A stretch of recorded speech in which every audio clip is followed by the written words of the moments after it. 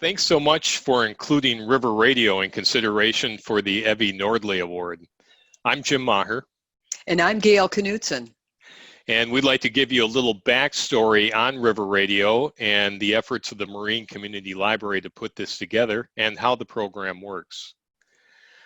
One of our key efforts here was to try to maintain a sense of community. In March, of course, we were in the midst of the pandemic coming on, and the Marine Community Library had to close its doors at that time. It also brought an end to the in-person programs we would put on at the Marine Village Hall, and those were fairly frequent. We wanted to do something to keep people connected to our library. This is an example of one of the programs that featured former Supreme Court Justice Alan Page, and you can see we pretty much filled our Village Hall for this event, but that's not uncommon. That happens for a number of events held at our historic Village Hall. Another popular event, which is a collaboration between the Marine Library and the Marine Film Society, is Marine Documentary Night, which is held 5 times a season, the first Thursday of the month from October through February. It ran for 6 seasons, and it's one of the library's most popular programs. It nearly fills the Village Hall here in Marine to capacity, and that hall holds 165 people. River Radio was an attempt to bring back local radio as a way to reach the community. Gayle, as co-chair of the Film Society, and me as Marine Library Board Chairman, had this idea together. We wanted to provide local news along with perspective on community, national, and world issues. And we're building off the idea of local radio that existed at one time. Gayle and I actually have a history way back early in our careers of working in local radio news. And it's something, sadly, that pretty much doesn't really exist today. We wanted to try to recreate that as a way to reach out to the community. River Radio began on March 28th. Season 1 ran for 9 consecutive Saturday mornings through late May, and each show was approximately 1 hour long. The beauty of the show is that listeners tune in live via Zoom, or they can listen to a replay at their convenience. Here's a recorded snippet of River Radio to give you a little taste of the show. Good morning, everybody. River Radio is underway.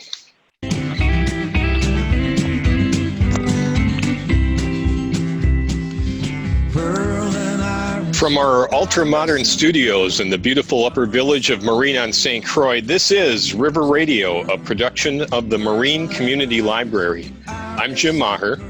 And I'm Gayle Knutson. Okay, I'm back with you live in the presentation here. In the first season, we averaged 275 households listening to each show. The local angle, of course, was a big part of what we wanted to do with the program. Much of our focus was on guests from the communities that our library primarily serves in Marine on St. Croix, Scandia, and May Township. Each show also included 2 local news segments, which were very popular with our audience. We also engaged the audience by incorporating poll questions into each program. For example, early on, before there was a mask requirement in this state, we did a poll question asking if people were regularly wearing a mask when they were out in public. We gather news from our communities and from Washington County. Updates on local businesses and organizations are particularly popular with our listeners. Now here's a sample of our news segment. We're going to have Lon Pardon from the Marine City Council talking to us soon about the Village Center Revitalization Project. But before we do that, Gayle is standing by in our very loud newsroom with some more news from the community. Yeah, fresh off the press here. The headline item in downtown Marine Business News is that the Judd Street storefront of the St. Croix Chocolate Company has been sold to a group of local investors. The new tenant in the building will be Emily Anderson's gift shop, Highway North. Gayle, back with you live again here. Now, businesses went through a lot of changes when COVID hit. Our audiences appreciated timely and informative updates in the communities. As time went on, we expanded our scope. The show regularly features in-depth discussions with important thought leaders and policymakers. We began to branch out to some more recognizable names, some big names, particularly from the state of Minnesota. And the following 3 clips will give you a little sense of the guests we had and some of the discussion that went on.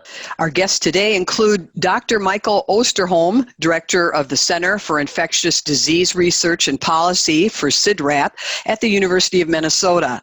To date, we estimate between 5 to 15% of the United States has been infected with this virus. That's all considering the fact that how much, as I mentioned, pain, suffering, death, and disruption we've had. This virus will continue to transmit at the same high level of speed and effort right up until we get 60 to 70% of the population infected. That's when it will start to slow down because of a thing called herd immunity. Keith Ellison, Attorney General of the state of Minnesota. My job is to stop pandemic profiteering. And let me tell you, they've been keeping me busy. We've had over 2,000 complaints about price gouging, over 400 about illegal evictions in light of the eviction moratorium.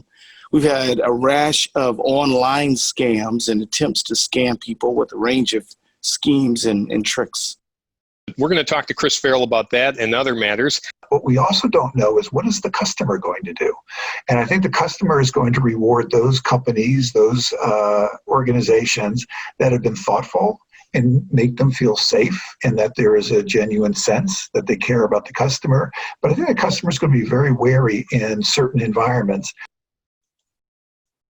Other guests included government officials like the mayors of both Scandia and Marine, Chief U.S. Federal Judge Jack Thunheim, the Superintendent of the National Park Service, Julie Galanska, County Board Chairman Fran Mirren, the Washington County Library Director, and a City Council member from Marine on St. Croix. We also had guests from the private sector and the nonprofit community. Business people represented our local grocery store, a restaurant chain, the community bank, and an area bookseller. And from local organizations, we had representatives of the St. Croix River Association and the Marine Mills Folk School. And local professionals included the hospital EMS medical director from Regions Hospital, addiction treatment counselor from Hazelton, a real estate agent, a financial advisor, life coach Richard Leiter, a health and wellness expert, and an educator. And we had a variety of other interesting people on our program as well. Professional touring musician John Gorka, who also provided our theme music. Star Tribune sports columnist Jim Suhan, a travel expert to talk about what was going on in that industry, a local native now living in Europe during the height of the pandemic there, and community members promoting local initiatives. What's next for River Radio? Season 2 debuted on September 12th. The show runs every other Saturday morning at 9 o'clock for 1 hour. Reruns are available anytime, and links to all the shows can be found at the library website, marinecommunitylibrary.org. Another initiative for River Radio this fall is live election night coverage. We'll be providing local election results, which is something that I think people have a hard time getting on the night of the election, so we hope we're going to fill a gap there. We'll also be tracking the national results. We plan to have interviews with local candidates and analysis of the night's outcomes, both local and national. In addition, River Radio and the Marine Community Library will be hosting 2 candidate forums for local races in the coming weeks, and Gayle and I will be moderating those events.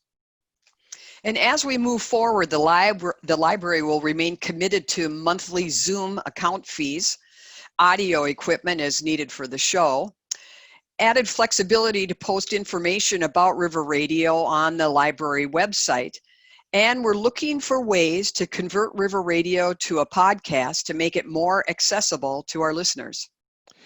In addition, approximately 30 volunteer hours go into the production of each program. That includes production, technical direction, and promotion. And there are a number of other library volunteers who help Gayle and I in these efforts. We're very excited about what's ahead, and we greatly appreciate the recognition from the Minnesota Association of Library Friends.